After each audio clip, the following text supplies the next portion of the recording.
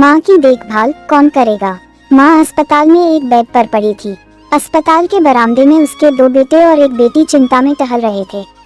भाई बहन को अपनी माँ के लिए सेहत की चिंता तो थी, लेकिन उससे भी ज्यादा चिंता इस बात की थी कि अब माँ को अपने साथ कौन रखेगा।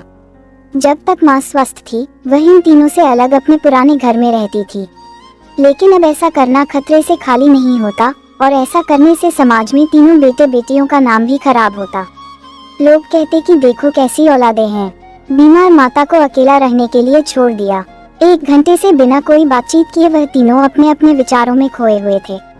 फिर बहन ने चुप्पी तोड़ते हुए अपने बड़े भाई की तरफ देखते हुए कहा, भैया आप बड़े हैं, इसलिए आपका कर्तव्य है कि माँ को जरूरत के समय आप रखें और उनकी देखभाल करें। छोटी बहन की बात सुनकर बड़े भाई ने पहले अपनी पत्नी की ओर देखा और बोला, मैं इस बात से बिल्कुल इनकार नहीं करता कि बड़े होने के नाते मेरा माँ की देखभाल करने का कर्तव्य है, लेकिन तुम तो जानती ही हो कि मैं और तुम्हारी भाभी दोनों ही जॉब करते हैं। ऐसी हालत में माँ के साथ किसी ना किसी को हर वक्त उनकी देखभाल करने के लिए उनके साथ रहना पड़ेगा, जो हमारे लिए बहुत मुश्किल हो जाएगा। बहन तुम तो पूरा दिन घर ही रहती हो, तुम माँ को अपने साथ क्यों नहीं रखती। पैसों की चिंता मत करना, जो भी खर्चा आएगा मैं दे दूंगा।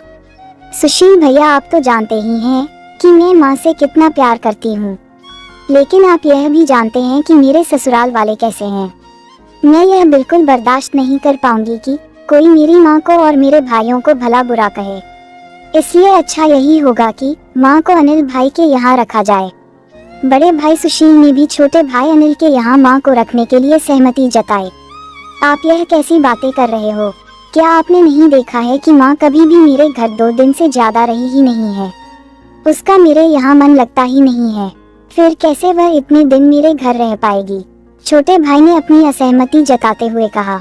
इससे पहले कि इस चर्चा का कोई नतीजा निकल पाता, एक नर्स वहां दौड़ते हुए आई और कहने लगी, क्या आप ही वार्ड नंबर 4 में भर्ती मरीज के रिश्तेदार हैं? आपको डॉक्टर साहब अंदर बुला रहे हैं। सभी घबरा गए और दौड़ते हुए डॉक्टर के पास पहुंचे। डॉक्टर ने उनसे हाथ जोड़ते हुए कहा, आई एम सॉरी, मैं आपकी माता जी को नहीं बचा पाया। डॉक्टर की इस खबर ने सबके चेहरे पर झूठी मूठी दुख की परत तो चढ़ा दी थी, लेकिन सभी के दिल के किसी कोने में इस बात की खुशी भी छुपी हुई थी कि अब उन्हें माँ को नहीं संभालना पड़ेगा और माँ की वजह से उन्हें परेशान नहीं होना पड़ेगा। दोस्तों, छोटी सी यह इमोशनल कहानी ही समाज का सत्य है। यहाँ लोग ऊपर से जो दिखाते हैं वह अंदर से नहीं होते।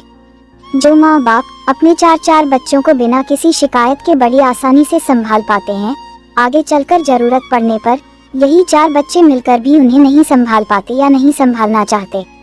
बच्चों को यह बात नहीं भूलनी चाहिए, जैसा वह बोएंगे वैसा ही तो काटेंगे। अगर आज वह अपने माँ बाप के साथ बुरा बर्ताव करते हैं तो उन्हें यह याद रखना चाहिए कि उनके बच्चे भी बड़े होंगे और वह भी बूढ़े होंगे। जो उन्होंने अपने माँ बाप के साथ किया है उनके बच्चे भी उनके साथ वही करेंगे। दोस्तों, अपने दिल से छल कपट निकाल दीजिए और सच्चे मन से अपने माता पिता की, अपने बुजुर्गों की सेवा कीजिए।